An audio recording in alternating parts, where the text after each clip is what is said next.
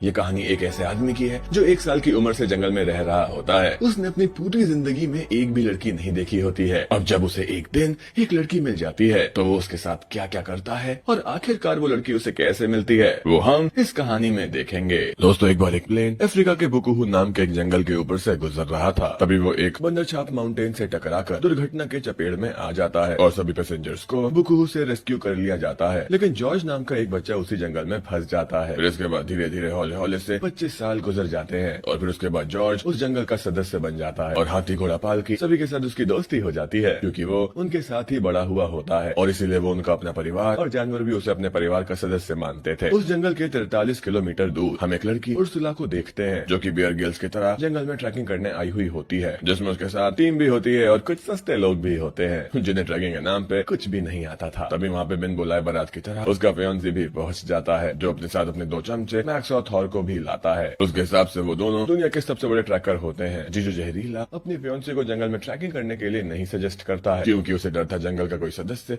उसकी मार न ले। और तो और रात को अपनी जान को वापस ले जाने के लिए वो प्राइवेट हेलीकॉप्टर भी बुला लेता है। लेकिन वहाँ पे उसकी फियांसी कहती है कि नहीं, मैं लाल घाट के बंदर को बिना देखे कहीं भी जाने वाली नहीं हूँ और मैं बुकुहू जंगल को पार करके बंदरछाप माउंटेन पर चढ़ना चाहती हूँ। और तो और वो उसे भी अपने साथ ट्रैकिंग पर चलने के लिए कहती है, जिसमें जीजू जहरीला उसे मना नहीं कर पाता। भाई प्यार जो इतना है। तभी वहाँ पे उन्हें मिस्टर ख्याली जंगल के इतिहास और एक व्हाइट क्रिएचर के बारे में बताते हैं और कहते हैं कि वो शेरों की तरह ताकतवर, इंसानों की तरह बुद्धिमान और बंदर की तरह पेड़ में टहल सकता है। माना जाता है कि वो खून का प्यासा है, जंगल का बेताश बादशाह है और हर किसी की उसे देखकर फटती है। ये सुनकर सभी का तो पता नहीं, लेकिन कुछ लोगों की तो फट जाती है। अगले दिन वो सभी बुकुहू के जंगल को पार करके बंदरछाप माउंटेन के पास पहुंच जाते हैं, जिसको देखकर उन सबके मुंह से एक ही शब्द निकलता है और वो है फिर इसके बाद भैंस और बकरी की तरह वो एक पुल पर चढ़ जाते हैं, जिससे होता यह है कि उस पुल की कमजोर हड्डियां, मेरा मतलब है लकड़ियां, उनका वजन नहीं सह पाती और उनमें से एक खाई में जाकर गिर जाता है। दोस्तों, आपको बता दें कि इस मूवी में कोई भी मरने वाला नहीं है, इसलिए उसकी बस 2-4 हड्डियां ही टूटती हैं। आगे वो एक जगह पर कुछ देर के लिए आराम फरमाते हैं और यहाँ पे वो लोकल ट्रैकर कुछ अपनी भाषा में बात कर रहे होते हैं। उनकी बात ऐसी थी कि आपको कुछ समझ में न आए। हालांकि जीजू जहरीले को कुछ भी समझ में नहीं आ रहा होता है, लेकिन वो उनकी गंदी सी शक्ल को देख के समझ जाता है कि वो लोग उनके बारे में ही बात कर रहे हैं। इसीलिए वो उनके पास जाता है, पहले उन्हें कुछ विदेशी बीड़ी पिलाता है और फिर उसके बाद कुछ गंदी सी फोटो भी खींचता है। वो सभी अभी भी जीजू जहरीला का मजाक बना रहे थे, इसीलिए वो अपनी आइटम को उन लोगों से दूर ले जाता है। फिर अंदर जाते ही उसकी मुलाकात एक बब्बर शेर से होती है, जो सुबह सुबह उनका नाश्ता करने आया हुआ होता है। ये देखकर जीजू जहरीला अपनी नाजुक फियांसी को छोड़कर वहीं से भागने लगता है, लेकिन आगे जाकर वो एक पेड़ से टकराता है और बेहोश हो जाता है। इधर वो शेर उसे बिना चटनी के खाने जा रहा होता है। तभी वहाँ पे पतंजलि का लंगोट पहनकर जॉर्ज आ जाता है और सीधा पेड़ में जाकर टकरा जाता है। एक तरफ जंगल का राजा बब्बर शेर और दूसरी तरफ माउंटेन का राजा जॉर्ज आपस में लड़ रहे होते हैं। फिर उसके बाद जॉर्ज उस शेर को अपने कंधे पे उठा के पंखे की तरह घुमा देता है और फिर उसके बाद वहाँ पे डिस्कस की बैंड बज जाती है। फिर देखते हैं कि वहाँ पे एक और शेर आ जाता है, इसलिए जॉर्ज उर्सुला को लेके वहाँ से जाने लगता है। फिर इसके बाद आगे जाकर वो दोनों एक पेड़ से टकराते हैं और उर्सुला वहीं पर बेहोश हो जाती है। दूसरी ओर हमारे जीजू जहरीले ये देख रहे होते हैं कि एक आदमी उसकी फियांसी को लेकर भाग रहा होता है और वो उसे बचा नहीं पाता, इसीलिए वो अपने शरीर में लाल चेरी का रस लगा लेता है और वो ऐसा दिखाता है कि उर्सुला को बचाने के चक्कर में वो बहुत चोटीला हो गया है। फिर वहाँ पे जॉर्ज उर्सुला को अपने ट्री हाउस में ले जाता है। अगली सुबह उर्सुला अपनी नींद से उठकर एक बंदरिया को देखती है, जो फ्रॉग और चश्मा पहनकर उसके लिए ताजे फलों का ब्रेकफास्ट लेकर आती है। उसे देखकर उर्सुला काफी डर जाती है। तभी वहाँ पे जॉर्ज केले का एक पूरा गुच्छा लेकर वहाँ पे आ जाता है और जॉर्ज उर्सुला से कहता है कि उस बंदरिया का नाम तंदूरी है और वहाँ पे उर्सुला उस बंदरिया को बात करते और किताब पढ़ते हुए हंसती है और फिर उसके बाद बेहोश हो जाती है। जॉर्ज ने इससे पहले आज तक कोई भी लड़की नहीं देखी थी, इसलिए वो उस पर आकर्षित हो जाता है और इसके बाद उसे चाटने लगता है। तंदूरी भी ये सब देख रही होती है, इसीलिए वो पूर्वजों की किताब पढ़कर जॉर्ज को लड़कियां पटाने के कुछ नुस्खे देती है। फिर इसके बाद उर्सुला नींद से उठ जाती है और नेचुरल लिफ्ट का इस्तेमाल करके जॉर्ज के पास पहुंच जाती है और उसे बताती है कि उसका फियांसी उसे ढूंढ रहा होगा, इसीलिए वो अपने घर जाने के लिए जॉर्ज से मदद मांगती है। जॉर्ज भी उसकी मदद करना चाहता था, इसलिए वो अपने पालतू हाथी को बुलाता है, जिसके आने पर वहाँ पर एक छोटा मोटा भूकंप आ जाता है। फिर इसके बाद वो दोनों उस हाथी के पीठ पर बैठते हैं और वहाँ से निकल जाते हैं। दरअसल वो हाथी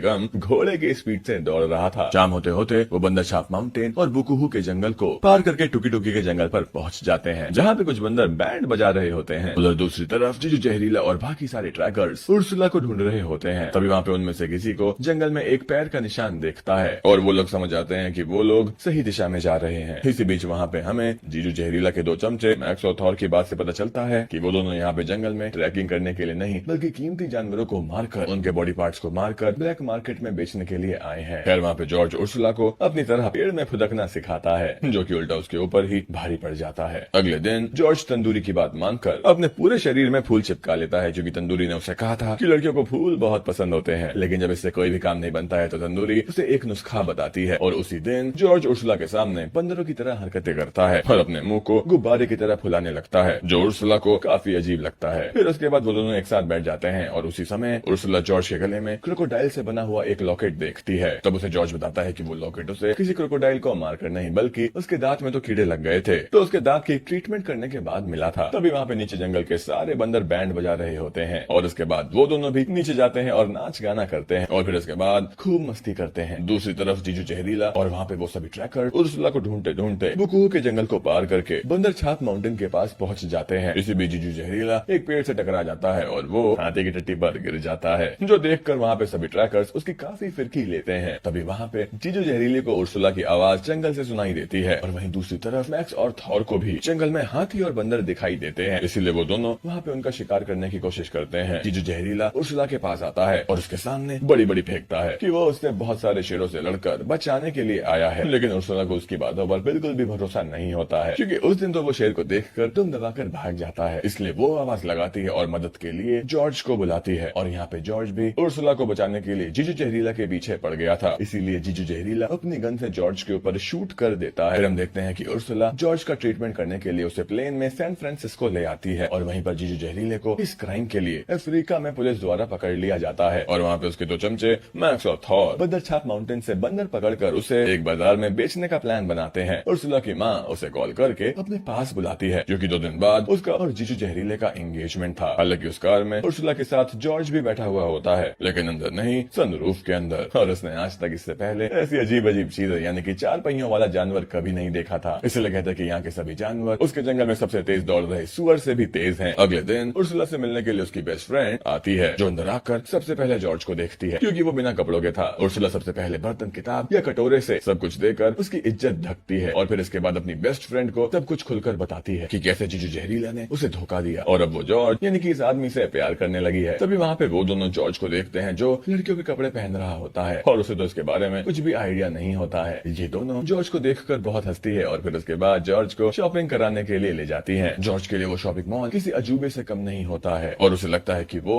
एक बहुत बड़ी चाइनीज गुफा है। वो आगे बहुत सारे कपड़े ट्राई करता है और वो खुद को एक कोट में अच्छा महसूस करता है। उर्सुला जब जॉर्ज को लेकर अपने घर लौट रही होती है, तभी वहाँ पे उसकी माँ उसे दूसरे आदमी के साथ देख लेती है और फिर इसी बीच जीजू जहरीला को कॉल करती है और तब उसे चलता है पता कि वो तो अफ्रीका से आया ही नहीं है और तो और उसे अफ्रीका में कैद कर लिया गया है। और उधर बंदर छाप माउंटेन में जंगल के सभी बंदर जॉर्ज के लापता होने की वजह से बहुत परवाह कर रहे होते हैं, इसलिए वो सब लोग जॉर्ज को ढूंढने के लिए एनिमल की एक सीबीआई टीम तैयार करते हैं। उर्सुला अपने पिता की कंपनी में काम करती थी, इसलिए वो अपने पिता को ये कहने के लिए ऑफिस पहुंचती है कि वो जीजू जहरीला के साथ शादी करना नहीं चाहती है। लेकिन जैसे वो अंदर पहुंचती है, उसके पिता और ऑफिस का सभी स्टाफ उसे शादी की बधाइयां देने के लिए खड़े होते हैं। दरअसल उसकी तो अगले दिन शादी थी, इसीलिए वो सभी उसके लिए एक बैचलर्स पार्टी रखते हैं और वहीं पर जॉर्ज अकेला बैठकर टीवी देख रहा होता है और इसी बीच वो एक कॉफी के एड को देखता है, जिसमें एक कपल कॉफी पीते पीते बहुत करीब आ रहा था और वो सोचता है कि कॉफी पीने से लड़कियां पटती हैं, इसीलिए वो एक कॉफी का बहुत बड़ा डिब्बा गटक जाता है। इससे ये होता है कि कैफीन के ओवरडोज से उसका सर चकराने लगता है और वो ऐसे ही हालत में शहर में घूमने के लिए निकल जाता है। फिर उसके बाद हम एक ब्रिज को देखते हैं, जिसके बीच में एक आदमी टंगा हुआ होता है और जॉर्ज भी उसी ब्रिज के ऊपर से जा रहा होता है और इसके बाद वो आदमी को देख लेता है और वो अपने ही तरीके से जैसे वो जंगल के जानवरों को बचाता था, वैसे ही वो उस आदमी को बचाता है। और तो और ये सभी रिपोर्टर्स ब्रिज के नीचे से उसको लाइव टेलीकास्ट कर रहे होते हैं और उर्सुला भी ये सब देख रही होती है। दूसरी तरफ मैक्स और थॉर जंगल में बंदर पकड़ने के लिए आ चुके थे और वो दोनों डॉट गन से तंदूरी को बेहोश करके उसे अपने साथ लेकर जाने लगते हैं और इधर उर्सुला अपने माता पिता के पास जाती है और उन्हें बताती है कि वो जीजू जहरीला के साथ शादी करना नहीं चाहती है, बल्कि वो तो जॉर्ज से प्यार करती है। ये बात सुनकर उन दोनों को उर्सुला के ऊपर बहुत गुस्सा आता है और फिर उसके बाद उर्सुला उन दोनों को आधे घंटे तक समझाती है और इसके बाद वो अपने पिता को मना लेती है। लेकिन उसकी माँ उस जंगली आदमी के साथ अपनी बेटी की शादी करना नहीं चाहती थी। ये सब जानने के बाद उसकी माँ अपने घर में पार्टी रखती है और उस पार्टी में जॉर्ज भी मौजूद होता है, इसीलिए उसकी माँ जॉर्ज को साइड में बुलाती है और अपनी बेटी से उसे दूर रहने के लिए कहती है और उसके साथ एक सौदा करती है। खैर वहीं से जंगल सीबीआई में से एक जानवर जॉर्ज को जंगल में हो रही हंटिंग के बारे में बताता है। यहाँ पे जॉर्ज अपने भाई बहन इन सबको इतनी मुसीबत में नहीं छोड़ सकता था, इसीलिए वो उर्सुला को बिना बताए वहाँ से चला जाता है और अगले दिन उर्सुला को वहाँ पे जॉर्ज कहीं नहीं मिलता है। फिर उसके बाद उसे अपनी माँ की बातों पर शक होता है। उसे लगता है कि जॉर्ज के जाने के पीछे उसकी माँ का ही हाथ है, इसीलिए वो अपनी माँ पर गुस्सा होती है और जॉर्ज को ढूंढने के लिए निकल जाती है। और इधर जॉर्ज पेटी में पैक होकर किसी तरह अफ्रीका पहुंच जाता है। फिर उसके बाद वो एक जूते पहनता है और बंदर छाप माउंटेन की तरफ दौड़ लगाता है। और उधर मैक्स और थॉर जंगल में तंदूरी को बांध देते हैं और वहाँ से ले जाने की कोशिश कर रहे होते हैं, लेकिन वो लोग वहाँ पे तो रास्ता भटक चुके थे। तभी तंदूरी उन्हें वहाँ से निकलने का असली रास्ता बताती है। तब तक जॉर्ज अपने घर यानी कि ट्री हाउस पहुँच चुका था और वो अपने घर के ऊपर से तंदूरी को ले जाते हुए देख रहा था। तभी वो उन्हें बचाने के लिए उन पर झपट पड़ता है। यहाँ पे वो दोनों पहले तो उसकी काफी धुलाई करते हैं, लेकिन उसके बाद जॉर्ज अपने सुगंधित बालों को सुंघाकर उन पर बरस पड़ता है और बारी बारी से उन दोनों को घुसन पिलाता है। और तो और जॉर्ज के साथ जंगल के सभी जानवर लड़ने आ जाते हैं, लेकिन उन शिकारियों के पास बंदूक होती है। तभी वहाँ पे उड़ते हुए उर्सुला आ जाती है और उनकी जान बचाती है। और यहाँ पे मौका मिलते ही उर्सुला जॉर्ज को अपने दिल की बात बताती है। और तो और इसी बीच वहाँ पर जीजू जहरीला भी पहुँच जाता है और वो उर्सुला को हरण करके अपने साथ ले जाने लगता है। और इधर मैक्स, थॉर और बाकी सारे हंटर जॉर्ज को पकड़कर अपने साथ ले जा रहे होते हैं। तभी वहाँ पे बंदर सेना आती है और जॉर्ज को उस हंटर से बचा लेती है। और वहाँ पे उर्सुला को लेकर जीजू जहरीला एक बोट में लेकर भाग रहा होता है। तभी वहाँ पे उड़ते हुए जॉर्ज पहुँच जाता है और इसके बाद वो उर्सुला को अपने पास खींच लेता है। जीजू जहरीला अभी भी उस बोट में बैठा हुआ होता है और पानी का बहाव उसे एक गुफा के अंदर ले जा रहा होता है, जहाँ पे हम देखते हैं कि एक फीमेल बंदर या उसकी एक पप्पी ले रही होती है। खैर इसके बाद हम जॉर्ज और उर्सुला की वेडिंग को देखते हैं, जहाँ पे शहर के सभी नामी धामी हस्ती से लेकर और जंगल के सभी जानवर मौजूद होते हैं। और शादी के बाद खुशी खुशी वो हाथी के ऊपर सवार होकर हनीमून मनाने के लिए निकल पड़ते हैं। फिर इसके कुछ साल बाद उनका एक छोटा सा बच्चा होता है, जिसके साथ वो दोनों जंगल में खुशी खुशी रहने लगते हैं। इसी के साथ आज का वीडियो हम खत्म करते हैं। अगर आपको अच्छा लगा तो प्लीज इस वीडियो को लाइक और कमेंट जरूर कर दीजिएगा। मैं बहुत सारी मूवीज लेकर आता रहता हूँ, तो प्लीज इस चैनल को सब्सक्राइब कर दीजिए और बेल नोटिफिकेशन आइकॉन दबाना मत भूलिएगा। हम फिर से मिलेंगे और एक नई मूवी के साथ। तब तक के लिए थैंक यू और आप अपने आप का ख्याल रखिए।